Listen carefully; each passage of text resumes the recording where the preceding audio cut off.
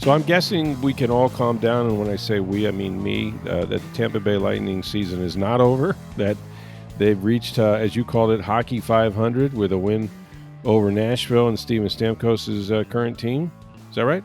Yeah, that's correct. We can call off the burial services, the the cremation, whatever. I ordered flowers, man. Okay, I'm telling you. Got 3 games in a row now. Yeah. This one on the road, and the Lightning are back to 4-4-2. There you go. Which Hockey 500. So technically, Sure. they've lost 6 games, I guess, because they have 2 overtime losses. But you get a point out of that. So Hockey 500 is you've earned half the points that you could have earned. So Right. through 10 games, you could have 20 points. They have 10. So they're at Hockey 500. And so what have we learned through this Hockey 500 period where they obviously didn't start fast, but then have won some games here in a row? I think we've learned that not to panic with this team, that it's a bunch of veterans. I think we've seen some young guys inject some energy into this team.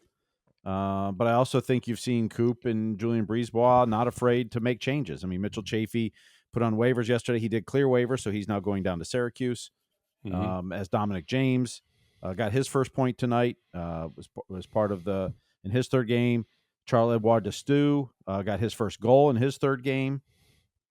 So the young guy's doing well. Wait, say that name again, slowly, like a Frenchman. Charle-Édouard. Charle-Édouard. It's like Charles, but no S at the end. And then Charle-Édouard. Yeah, and I'm not even sure I have it 100% correct. I know, but it sounds. Although I'm looking at it, I guess Dominic James did not get a point tonight. He must have changed some of the scoring on there. But okay. Zemgus Girgensons scored 2 goals. So Okay. Zemgus Girgensons is playing his third game. I'm just saying, you just said 3 names there that Lightning fans may or may not be. And when I say fans, I mean even writers like me who casually follow the team. I don't know these guys. No, well, they're young. I mean, Destu played in Europe last year. Okay. He's a little older guy, but decided to make a run back for the NHL, and Lightning signed him. And now he's played 3 games on defense and is playing really well. Like I said, had a goal tonight and has been impactful. Dominic James was a kid who went to Minnesota Duluth, did not sign with the Blackhawks. He was drafted by him several years ago, let the clock run out, did not sign, was a free agent, came to the Lightning. He's made an impact, went down to Syracuse to start the season, played 4 games, had points in all 4 games, has been called up and has played 3 games since. The kid flies up and down the ice. I mean, he's extremely fast. They got a little speed. Okay. Yeah. So, Pontus Holmberg has been fantastic for this team. He was a restricted free agent that was not qualified an offer by Toronto, and he now has 4 assists on the season for the Lightning, had 2 today. Zemgus Girgensons returned 3. This is his 3rd game, and he had 2 goals today, which is the same total he had in 82 games last year. So, wow. Okay. Nikita Kucherov had an empty net goal. Brendan Hagel scored his 2nd goal after getting his first goal last game. So, you're starting to see the big guys start to fill the net a little bit, which is a good sign too. Right. Now, to be fair, Nashville's not very good, right? They were Hockey 500 coming into the game, so. Oh, okay. So they're they have trouble scoring goals, but they're pretty good defensively in that. So. And I guess it was the reuniting of Steven Stamkos and Nikita Kucherov, who we learned from Eduardo Encina's story in the Tampa Bay Times on TampaBay.com, that Stammer came down and spent a week skating with Kuch.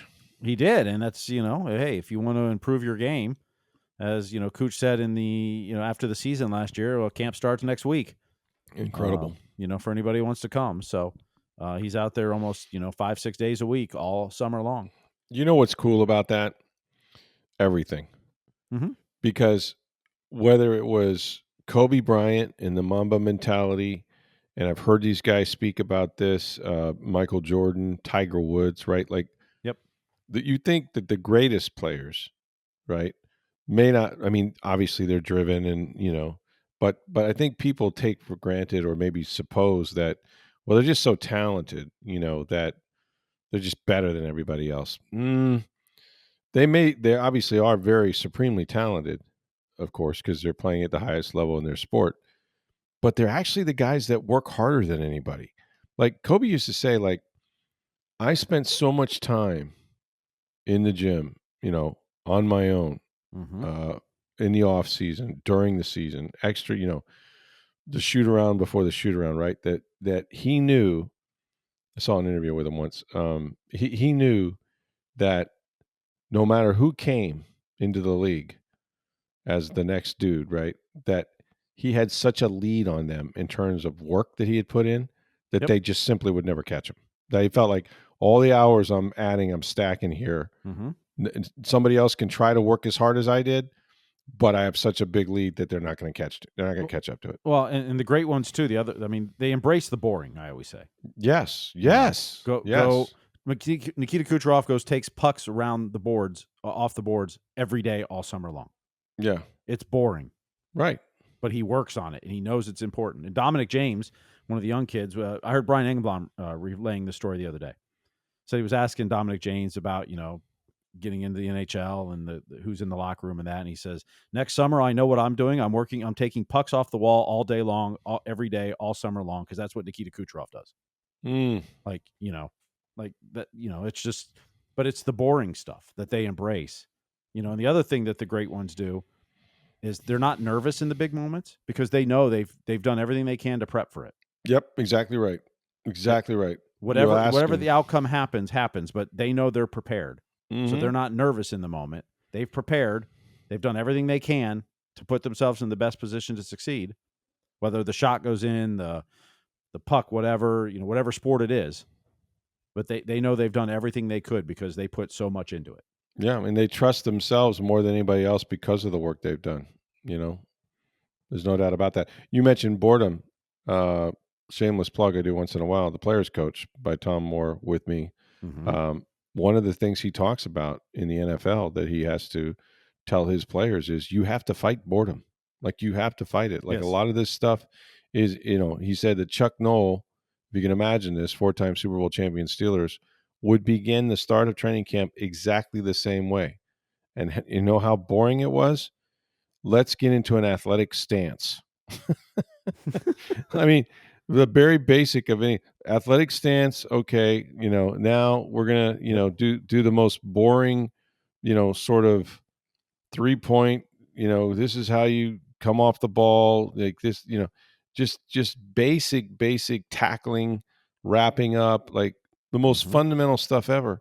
But that's the stuff that matters, right? Yep. That's the edge that you have to have, and you have to fight it. Like it is boring. You've done it 1,000,001 times, but that's in the greater the player, and you can read through sports history. They've all had interviews or written books or whatever, but it basically is just that. It said I was willing to pay a bigger price and do those things over and over again to where they were routine. It did not bother them to take the last shot because they felt like they had the best chance of making it, So I was having this conversation with my 10-year-old son the other day. Oh yeah? With baseball and now they're 10, so I don't expect them to have that work ethic and put that much. Quite frankly, I don't want them to put that much into it yet. I do. Get out there and hit some ground balls. But when we're at practice, yeah, you put that work in, right? Sure. When we're doing we were having this conversation because invariably it happens. You throw the ball a couple times, like in feeling outfield, like pop-ups or whatever. Yeah. And they've dropped half of them. Right. They've fielded about 3 of them. They're like, put one up so I can dive and catch it. No, we got to work on the basics. Like let's catch the routine ones first. Yeah, you're dropping the routine ones. I'm not going to hit you purposely diving ones yet. Like we're working on like after practice, you want to have some fun. Yeah, we'll go do that. No problem. Like you're 10 years old. It's okay. But like we're in practice now. No, we're not doing diving ones on purpose. Like if I hit one and it goes further and you dive, great. But right. Otherwise, just field these pop-ups. But this is the practice. This is the embrace the boredom part. I know it's fun to go try to dive and catch it, but like you're not catching the regular ones. Right. And it's not just him, it's all the 10-year-olds, and that's part of being 10. But yeah. No, and you learn that as you mature, obviously, but still, even people that have been doing it in the profession, as professionals, sometimes aren't willing to work on the little things. Yeah, they do. They want to do the big things, and they, and it's also death by inches. Like you can't back off once you start doing that. Once you go down that road, if you take 10 free throws before you leave the gym every day, and you got to make 8 of them. Then you can't take 5 the next day, or you can't say, well, if I make half of them, I'm leaving the gym. You have to have a standard and you have to increase that, if anything, but you never compromise it, and it's kind of like, I had somebody say this to me many, many times, and I've said it to my son when things aren't going well. I said, get comfortable being miserable, right? Mm-hmm. Because Yep. sometimes things don't go your way and you got to fight your way out of it. Yep. And it's like you have to embrace the suck, as Joe Madden once said. I think he had a T-shirt made about that. But basically, that's it. Like, you have to get comfortable being miserable. And a lot of those things you're talking about, pop flies and, ground balls and things that you take a million of, it is boring. You do have to fight it, Mm-hmm. and you got to play mind games with yourself and try to, not lose your fundamentals and your footwork and do everything the right way. And I think But that's why the Michael Jordans of the world even made up disses from other people. And they did. it's the mind games you play to keep embracing the suck and to keep putting that work in. And Yep. This guy said this, but no, he didn't. But hey, if you believe it and it Right. drove you or pushed you, great. Yeah, they created edges. They Mhm. created that chip on their shoulder that they needed. And I saw Kyle Brandt, when he was in town, was interviewing Baker Mayfield, and they played an edited version on TV, and then I saw the unedited cut. But there was some talk about that. It was like, everything's going well for you now. It started out great. Well, first of all, it wasn't so great. You walk on at Texas Tech, walk on Oklahoma. Okay, then the highest of highs, win the Heisman, number one overall pick. And then we know what happened after that. It kind of went downhill again, and now everything's great. So now that everything's great, and you're in Tampa, and you got a baby, and your family's settled, and how do you keep your edge? And his thing was kind of like, well, I never really lost it. It's like I'm still that guy that had to walk on at Texas Tech and Oklahoma, pissed off about it. Like, I've never believed that people still trust me. He just kind of like, he's always going to be the same guy he was when he started. And I'm still pick number 199. that's it, man. The guy carried it around. And 6 quarterbacks were taken ahead of me. And 7 Super Bowls later, he still got the edge. Mhm. We'll never let it go. And you're right. They did the great ones. I mean, Michael Jordan made stuff up all the time that people didn't even say about him, and then he was a great trash talker. And if somebody talked trash to him back, that was it. They were done, Larry Bird was like that, Oh, he was I've heard best at that. I've heard so many stories about him. It's incredible. Yeah, I've seen a lot of reels or whatever on Facebook, Instagram, and all that lately of talking about Larry Bird. Mm-hmm. Just how cutthroat he was, and well, he'd punish you as a defender, and what a trash talker he was. And, yep. And all it took was a little bit back, and you were done. Like, Yep. It just motivated him. Yeah. No, if you puffed your chest out at any point playing him, he would bury you. He'd absolutely bury you, and he'd tell you he's going to do it, and then he'd go out and do it. Mm-hmm. Yeah, he'd tell you exactly what I'm going to do, exactly what I'm going to shoot, exactly what move I'm going to do, and he'd do it and score. And you couldn't do anything about it. So, but that's cool about I can just imagine Stammer and Cooch doing that, and I think on a local level, like, one of the guys that was just like always been a workout guy in the off season was Ndamukong Suh. Like, Ndamukong Suh didn't miss a game in his NFL career. Nope. Now, he was hurt a lot, but he didn't miss a game. But he, in the off season, he put in so much work. And about 2 years ago, he got Vita Vea. This is after Suh was no longer playing. He got Vita Vea to go to Portland with him and do his workout routine, for 5-6 days, whatever. And I think it's completely changed who Vita Vea is as a football player. Like, if you look at the snaps he's playing this year, I mean, it's incredible. I mean, the guy's never been on the field as much as he is now. And that's because he's in the best shape he's been in of his career. Now when I say shape, he's still a 350 plus, 5+ man. But he's got much more endurance and more athletic and making plays. And it's because of the sacrifice and learning how, hey, let's go see how Ndamukong Suh did it all those years. And he worked his butt off. And then he's continued to kind of keep that up, and so some people don't arrive at that until they're in their careers, but I do. I kind of admire the ones that, and Kucherov's always been that guy, and I still think because he's his personality is such that he's very funny, but he's he's Russian, he's kind of aloof. There's the language thing. There's all that I think people still don't. They hear the stories. We've known for forever that Kucherov does this. Takes a week and then he's back out on the ice. But I still don't think they appreciate it. I think they just go, well, he's so skilled. Look at how he sees the ice. Look at how that's all that's practice, man. You know what I mean? A lot of instincts, obviously, a lot of natural ability. Nobody makes it to the NHL unless they can skate and do those things. But still, the what he does is not an accident. None of it's an accident. Like, he freaking works at it. So, pretty cool story. Check it out. Tampa Bay Times, TampaBay.com. Still getting the stammer to. My wife asked me today. She goes, "Well, how long is he in Nashville?" And I said, "I think. Correct me if I'm wrong, Steve. He signed a 4-year, $32 million deal. That is correct, and this is year number 2. Incredible, and he's 35. Let's or see, older.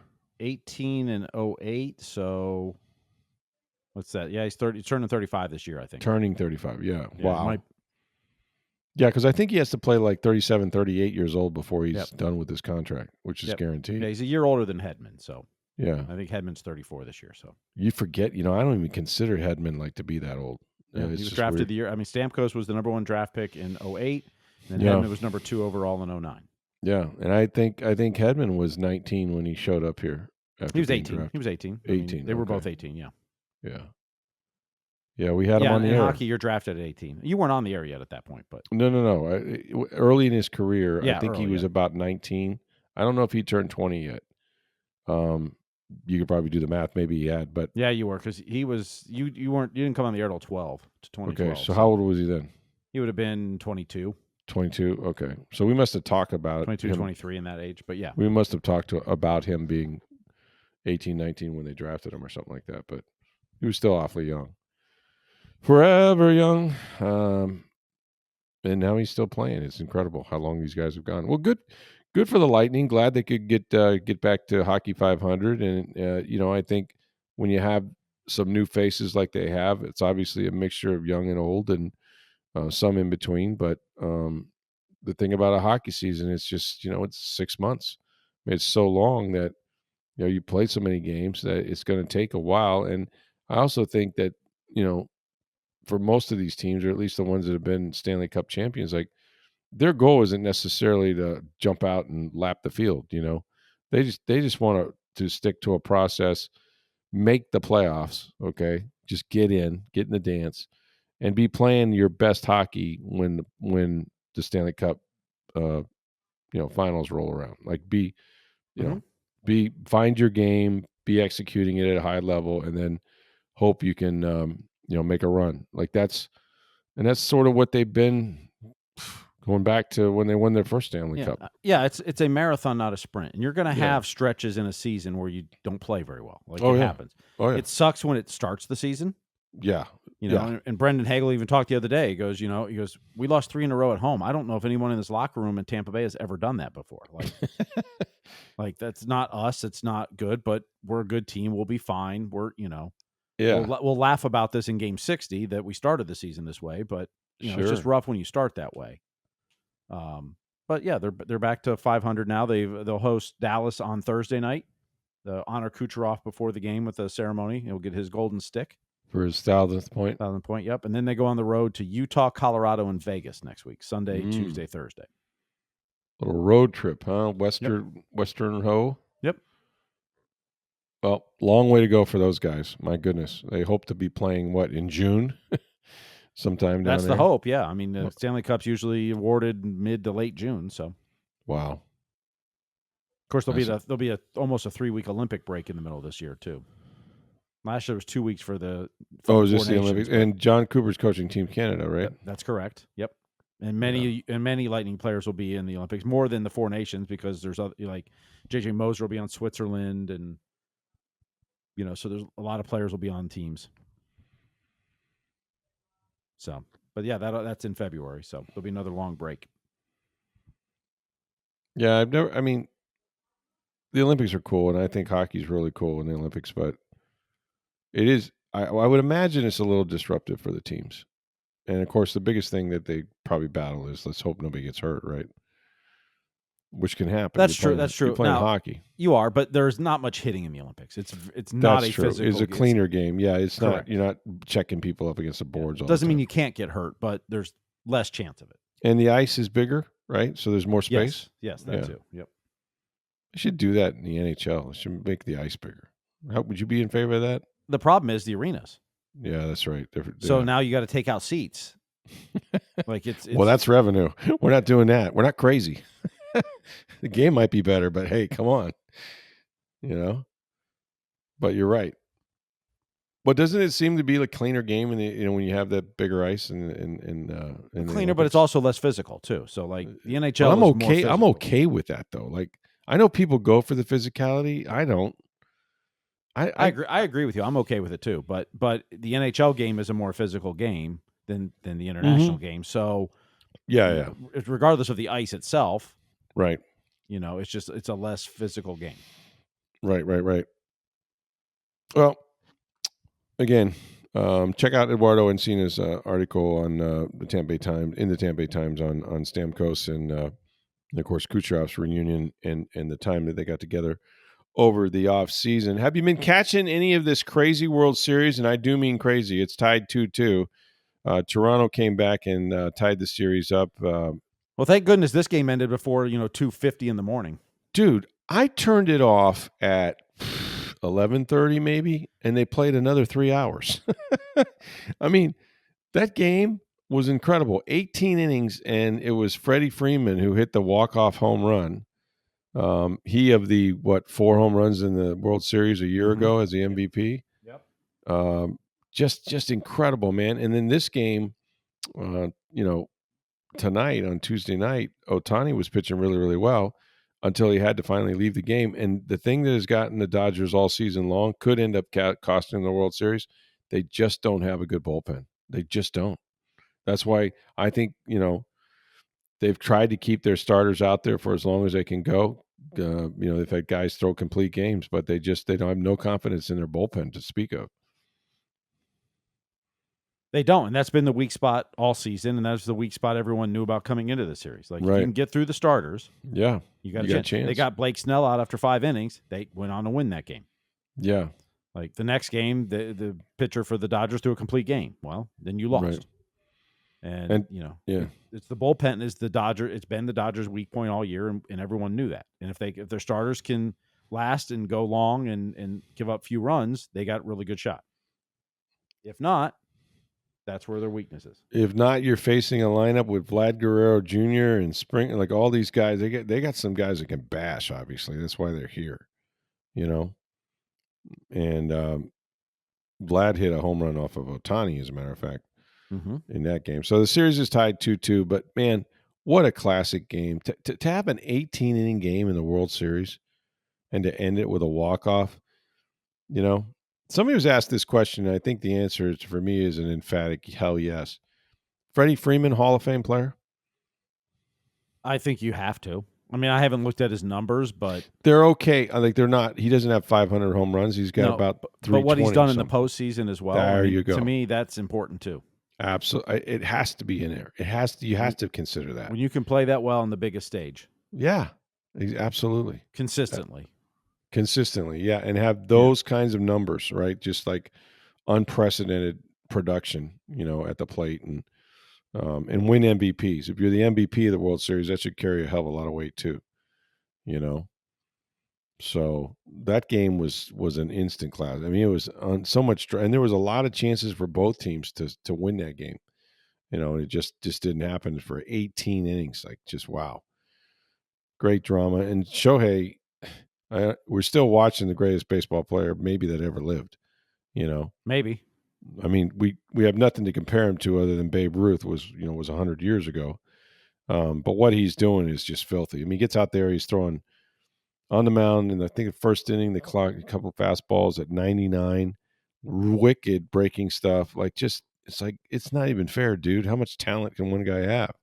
And then hit bombs on the other side of the plate. Like, it's almost like you're watching, like, okay, somebody wrote a script, and there's this great, player on one team that kind of does it all.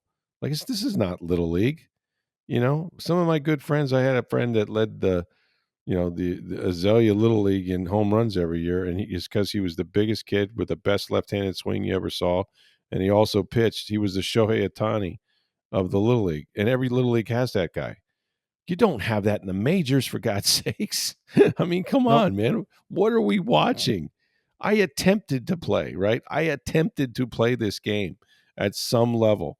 And I'm here to tell you, folks, what we're watching is insane. It's insane that he is that talented and that he can do that on both sides of the ball, on the mound and at the plate. Like, man, just to imagine what that's like. And consequently, the ratings were through the roof. If you composite, if you take Canada, the United States, and in Japan, where this is a huge series to watch over there. So pretty cool series. Like, this was obviously a huge game because I think the Dodgers would have wrapped it up here pretty quickly if Toronto didn't strike back, but they did. They did strike back, and so yeah, maybe we'll go 7. Maybe it's destined to go 7. I don't know. But that was fun.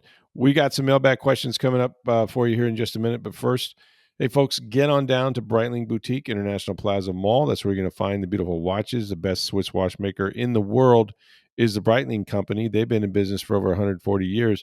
The Breitling Boutique has been at International Plaza Mall for 5+ years. Now, here's where it is. You go to the center of the mall, go upstairs, second floor. That's where you're going to find the Breitling Boutique. You're going to find the best customer service you've ever known. Go in, spend some time there. It's a beautiful store. They got lots of products. Have a drink. Find out about the men's watches, the Navitimers, the Chronomat watches they're known for. Also have ladies' watches for your wife or your girlfriend. These are sports watches. They're extremely durable. If your wife or girlfriend is kind of out and about banging it around like that, don't worry about it. But they are also gorgeous, and they have an array of different colored wristbands that she can choose from. And while supplies last, and that's a key word here, the Breitling Company has done a thing with the NFL in celebrating their 104th year anniversary. 32 teams, 32 separate NFL team watches. These are Chronomat watches. They have the team colors as the face of the watch, the logos in there as well. I mean, stunningly beautiful. You've got to get these. Are collector's items. Go to Tampa.com.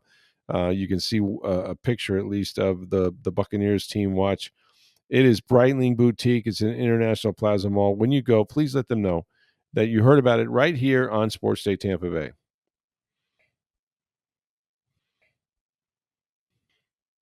Hey, make sure you guys get your mailbag questions into us. We're going to have some time for that. We're going to tape a couple shows here and maybe take a few days at the end of the week during the bye week. So get those in. You do that.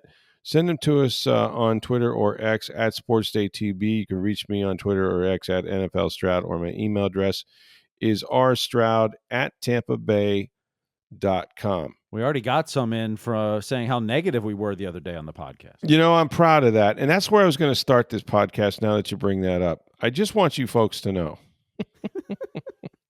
that, yes, I was a little sour. I don't really intend to be that way. But if you spent 5 years with Tom Jones inside a radio studio, it rubs off on you. And Tom's not here to defend himself, but I hear he will join us next week sometime. Is that right? He will be defending himself next week. That's correct. Well, good, because maybe we'll have a negativity off, or whatever they would call that. Yeah, I was maybe leaning that way, but we got to keep you honest. We got to keep you on your toes.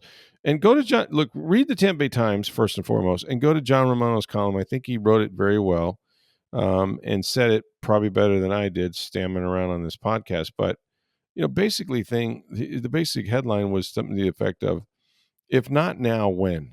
Well, when are you going to add to this team if you have the opportunity?" Now, the preface was, and I thought it was perfect because I believe this too, I know nothing. Okay, come from it at an angle that says, I'm not a fantasy footballer. I'm not saying, hey, you got to get Max Crosby in here tomorrow. I don't care what it costs. I'm not talking about those kinds of deals. The fact of the matter is, like John wrote, we don't know what we don't know, right? We don't know if there's any deals to be had out there, any real ones, right? We don't know what the salary cap space is. We don't know what the compensation is fair or not, or whether there's anybody really making someone available. You hear a lot of stuff, you read stuff. None of that may be true. Okay, now having said all that, why not do something, right? Why not go for broke? Because you did it before for Tom Brady.